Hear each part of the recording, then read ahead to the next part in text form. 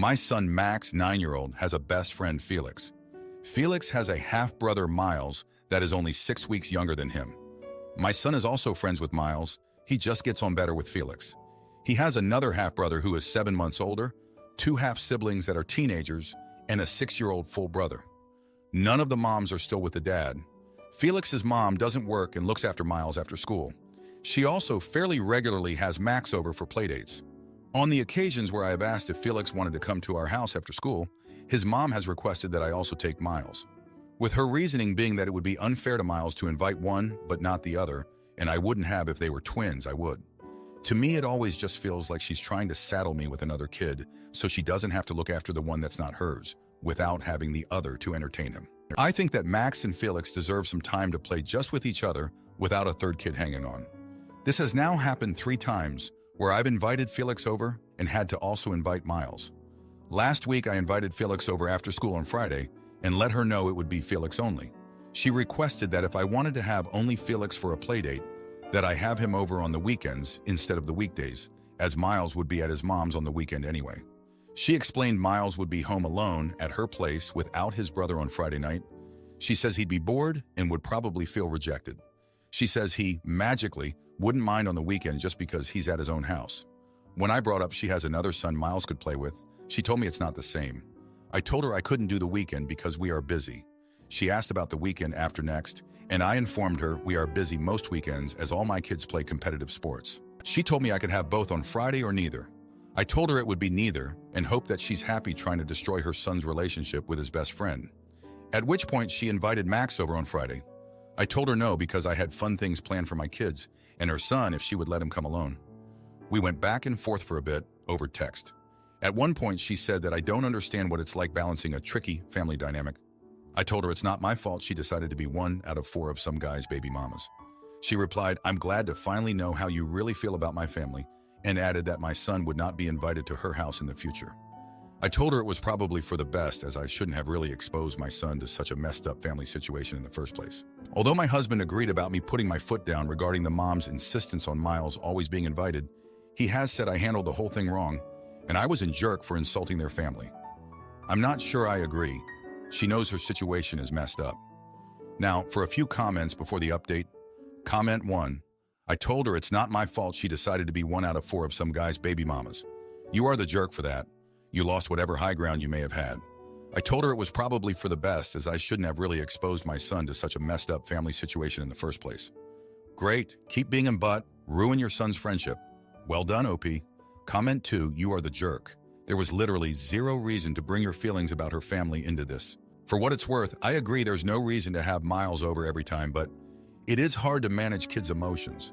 I'm sorry for any inconvenience, but I can't take both boys, is all you had to say. Now for the update. Thanks for all the comments on my last post.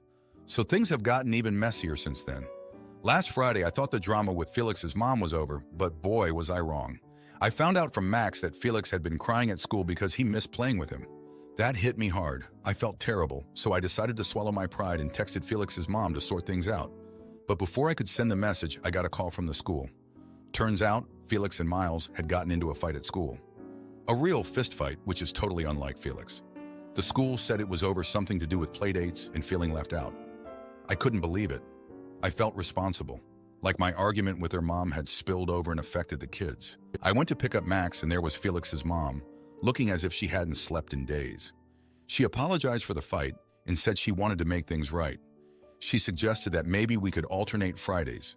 1 week Felix could come over, and the next Miles could. I was hesitant, but I agreed, thinking it was a step forward. But here's where it gets crazy. The next day I got a call from another parent, one of the other baby mamas. She told me Felix's mom had been bad-mouthing me to the other parents, saying I was trying to break up the siblings and that I was a bad influence on her kids. I was shocked. I thought we were on the path to fixing things, but behind my back she was stirring up trouble. Feeling betrayed, I confronted her. She denied everything at first, but then she broke down and admitted it. She said she was just stressed and took it out on me. I didn't know what to believe anymore. My husband said maybe we should just keep our distance for a while, let things cool down. But Max was so upset about not seeing Felix, I didn't have the heart to cut ties completely. And just when I thought things couldn't get any more complicated, the school called again. This time it was about Max. He had been caught cheating on a test, and when they asked him why, he said it was because he was too worried about Felix and Miles to study. I was floored. My kid cheating because of all this drama? I had a long talk with Max about honesty and how important it is, even when things are tough. He seemed to understand and promised it wouldn't happen again. I grounded him for a week. No video games, no TV, just to make sure the lesson stuck. The aftermath of all this has been a real eye-opener. I've been trying to keep things civil with Felix's mom for the kids' sake, but it's like walking on eggshells. Every time I think we're making progress, something else happens, and we're back to square one. Just yesterday, Felix's mom called me out of the blue. She said she was sorry for everything and that she wanted to start fresh. She even invited Max over for a playdate with just Felix, no strings attached.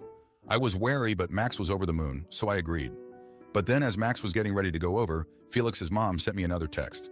She said she had to cancel because Miles was feeling sick and she didn't want Max to catch anything. It felt like another excuse, another letdown. Max was so disappointed and I was furious. It's like she's playing games with us and I'm tired of it.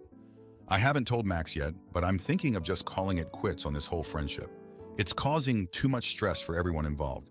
But then I see how much Max misses Felix, and I just don't have the heart to do it. So we're stuck in this toxic cycle and I don't know how to break free. Thanks for reading. My dad marries his girlfriend and tries to force me into step-family vacations. So I book a solo trip and leave them all behind.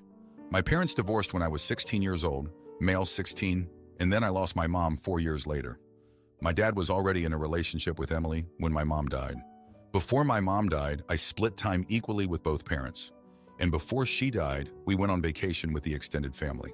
This was something that, after mom died and my grandparents went for grandparents' rights visitation, the courts ordered to happen every second week of June, just like it had before my mom died. My dad hates this because he feels like all this should be his decision.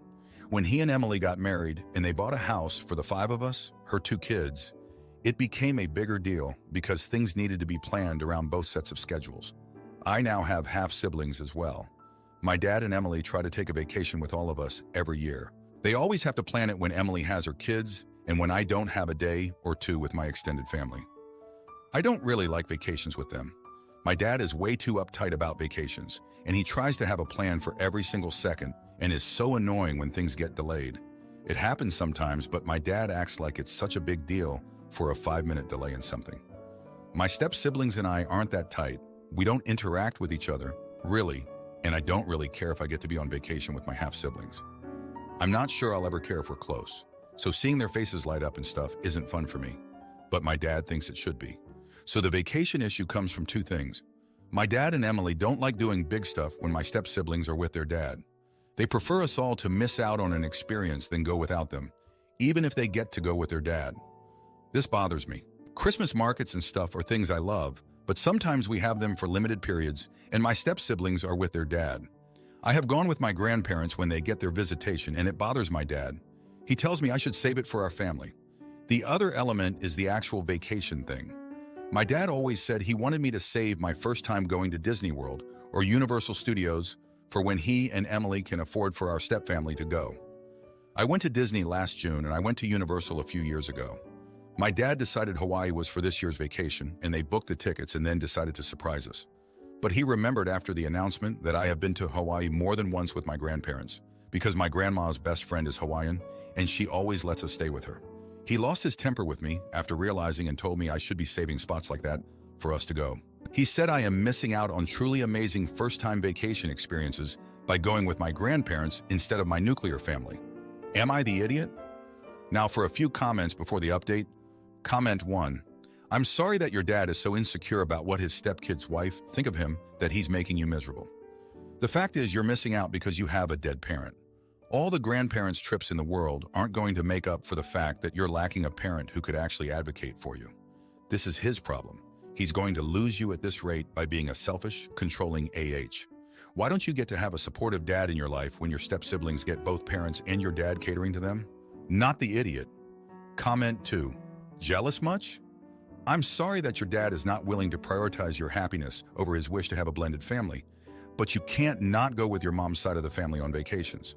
It's also ridiculous that you can only go to events like Christmas markets if the steps are present, yet they can go with others. That's unfair.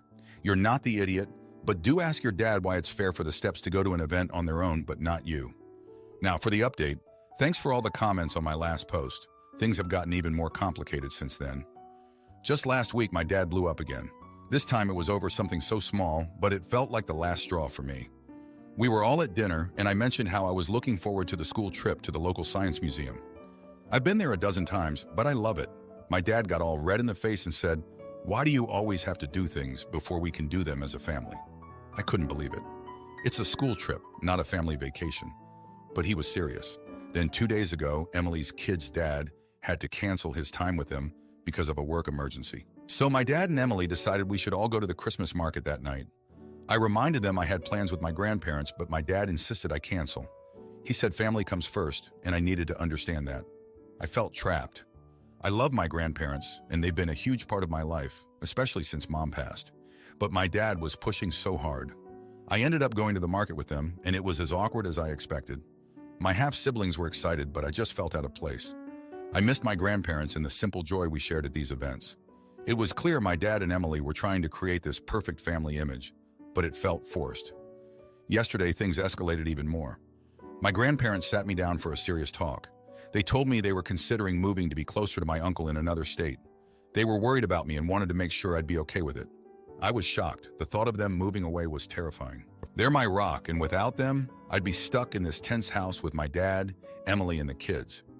I had to make a choice. I could ask my grandparents to stay, making them give up on a move that would probably be better for them in the long run, or I could suck it up and deal with my dad's controlling ways. It was a hard choice, but I told my grandparents to do what was best for them. I couldn't be the reason they gave up on a happier life. But then my dad did something unexpected. He sat me down and apologized. He said he realized he'd been too harsh and that he was trying to make up for lost time with me. He admitted he was jealous of the relationship I had with my grandparents and that he wanted us to be closer. It was a side of him I hadn't seen before, and it threw me off. We talked for a long time, and I told him how I felt. I said I needed space to enjoy things on my own and with my grandparents. I told him that trying to force a perfect family was only pushing me away. To my surprise, he listened. He even suggested we start doing one-on-one activities, just the two of us, to build our relationship. So we're trying that. It's going to be a slow process, but it's a start. And my grandparents, they're still moving, but we've made plans for me to visit them over the summer. It's not going to be easy, but I feel like there's a bit of hope now. Thanks for reading. My in-laws invite themselves over for 10 days of renovations and cause chaos. But I put my foot down and kick them out to teach them a lesson about boundaries and respect. I, 28-year-old female, live with my husband, 31-year-old male, our 18-month-old baby, and 2 cats in a small 969-square-foot apartment. My in-laws all live together: father-in-law, mother-in-law, sister-in-law, single mother with 2 kids, brother-in-law, and his wife, which is about 15 minutes away. We're from a small country, so you can get from one end to the other in about 45 minutes on average. Their house will be undergoing upgrading works for approximately 10 days at the end of the month. The rooms will be untouched, only their toilets will be off limits. However, there will be portable toilets set up on the ground floor and makeshift toilets in their house overnight.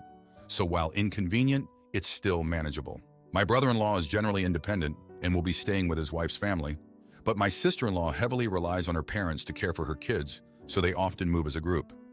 Last week, my mother-in-law called my husband to share her concerns and requested to stay with us. He casually dropped the bomb today that they'll be staying with us. At first, it was under the pretext that he's asking for my thoughts. But through probing, I eventually found out that he has already agreed to house them before consulting me. For context, my husband is the youngest child and, unfortunately, a habitual liar. He has difficulties saying no to his parents and setting boundaries as he thinks it's disrespectful. For example, 1. On the night I got out of the hospital after giving birth, the father-in-law, mother-in-law, sister-in-law, and 2 kids decided by themselves that they will stay over because they couldn't trust us with our baby. They stayed for 3 days, which was hellish. I couldn't get my rest or bond with my baby as the kids were screaming around. Example 2. They fed my 2-day-old newborn honey while I was resting inside because of an old tradition, and my husband just let them. Example 3. When my newborn was 2 weeks old, they invited about 20 people to my house to see the baby. I told my husband to give us a couple more months to rest and adapt before we host people, but during the phone call, I saw how he struggled to say no and how both my mother-in-law and sister-in-law shut him down almost immediately. There are many more scenarios where they've overstepped my boundaries, so I gradually reduced my interactions with them and only meet once every other month to protect my peace. But I've always assured my husband not to let this affect his own relationship with his parents, that he is free to visit and hang out with them anytime with the baby, just without me. So as you can imagine, 10 days under the same roof is way too much for me to handle. Plus, my husband is a firefighter and works shifts while I work from home, so I'll be the one hosting them most of the time. I refused firmly and tried to justify my decision using the above examples I listed. He didn't take it very well. I told him he could use my name and paint me out as the villain if that'll help him refuse them, but he felt like I had no empathy and respect for his parents. Perhaps that is true given how they didn't respect me either, but now I'm feeling guilty and not sure how to navigate this situation. Part of me wants to stand firm to protect my sanity, while another part feels bad. Am I the idiot? Now for a few comments before the update. Comment 1, not the idiot. Where exactly are they going to be staying? How is sleeping in where, your living room, going to be any more comfortable than sleeping in their own house and using a portable toilet? You need to put your foot down on this and not let up. Comment 2, they fed a 2-day-old baby, honey? Holy frick, I know a family where the grandma did that, and the daughter is now in her 50s with the mind of a 6-year-old. Not the idiot, and I can't believe you didn't go no contact after that like holy shoot, lady. Now for the update, thanks for sticking around. A lot has happened since my last post. So the in-laws' house renovation started, and despite my protest, my husband's family moved in. It was chaos from day one. The kids were running around and my work-from-home setup turned into a makeshift playroom. My sister-in-law, bless her, tried to keep them in check, but it was clear she was overwhelmed too. Then the unexpected happened. My father-in-law, who's always been the rock of their family, had a health scare. He collapsed one evening and we had to rush him to the hospital. It turned out to be a minor stroke. The doctor said he was lucky, but he needed rest and couldn't be stressed. You can imagine how that went down in our tiny apartment. Meanwhile, my husband was pulling double shifts at the fire station. He said it was because they were short-staffed, but I knew he was avoiding the chaos at home. I felt abandoned, to be honest. It was like I was suddenly a single parent, juggling my job, a baby, and a house full of guests. One day I caught my mother-in-law snooping through our bedroom. She claimed she was looking for extra blankets, but I knew she was judging our lifestyle. It was the last straw. I confronted her, and we had a huge argument. She said I was ungrateful and that family should always come first. I told her privacy and respect were non-negotiable. In the midst of all this, my brother-in-law's wife called. She was fed up with him staying at her parents' place and demanded he come home. He tried to mediate between us and his parents, but it only made things worse. My sister-in-law was caught in the middle, trying to care for her kids and our recovering father-in-law. Then one evening, my husband came home early. He had a serious look on his face. He sat me down and said he'd been thinking a lot about our situation. He admitted he'd been a coward, avoiding confrontation and lying to keep the peace. He said he couldn't let his family tear ours apart. The next day, he did something I never thought he would. He told his family they needed to find another place to stay. He explained that while he loved them, he had to put our family first. There were tears and shouting, but he stood his ground. My sister-in-law took the kids and went to a friend's place, and my mother-in-law reluctantly agreed to stay with a cousin. It's been quiet since they left. My husband and I are working on our communication, and he's been more present. The father-in-law is recovering well, and there's a newfound respect between us. It's not perfect, but it's a start. Thanks for reading. If you like this video, you'll probably like these too. Also, while you're here, please consider subscribing. It's your support that keeps this channel alive and allows me to make better and longer videos. Have a great day.